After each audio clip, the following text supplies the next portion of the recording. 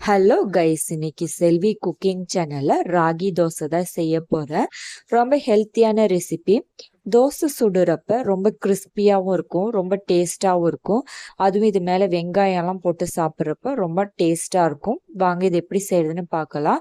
வீடியோக்குள்ளே போகிறதுக்கு முன்னாடி சேனலை சப்ஸ்கிரைப் பண்ணாதவங்க சப்ஸ்கிரைப் பண்ணிடுங்க. இப்போ ஊற வைக்கிற பொருள் பார்க்கலாம். 1 கிளாஸ் இட்லி அரிசி எடுத்திருக்கேன். அதே கிளாஸ்ல 1 கிளாஸ் ராகி எடுத்திருக்கேன்.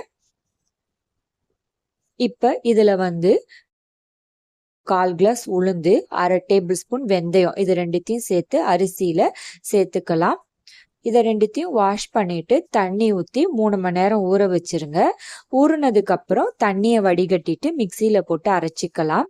கம்மியா ஊற வச்சதுனால மிக்சியில அரைச்சிருக்கேன். நீங்க அதிகமா ஊற வச்சீங்கன்னா கிரைண்டர்ல அரைச்சிக்கோங்க. இப்ப நல்லா ஊறிடுச்சு.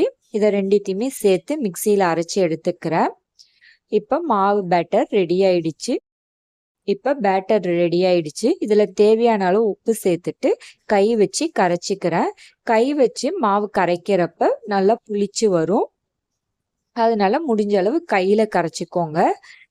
இது கரைச்சிட்டு ஓவர் நைட் வச்சிடலாம். மூடி போட்டு வச்சிருங்க. அடுத்த நாள் இதை எடுத்து தோசை ஊத்திக்கலாம். இப்ப மாவு நல்லா புளிச்சு வந்துருச்சு. பாருங்க எப்படி இருக்குன்னு. இதை மிக்ஸ் பண்ணி விட்டுக்கிறேன். நல்லா பர்ஃபெக்ட் கன்சிஸ்டன்சில இருக்கு. ரொம்ப திக்கா இருந்ததுன்னா தண்ணி ஊத்திக்கோங்க. இப்ப தோசை ஊத்திக்கலாம். ரொம்ப கிறிஸ்பியா இருக்கும் இந்த தோசை சுடுறப்ப. நல்லா வாசனையாவும் இருக்கும். பாருங்க எவ்வளவு கிறிஸ்பியா இருக்குன்னு.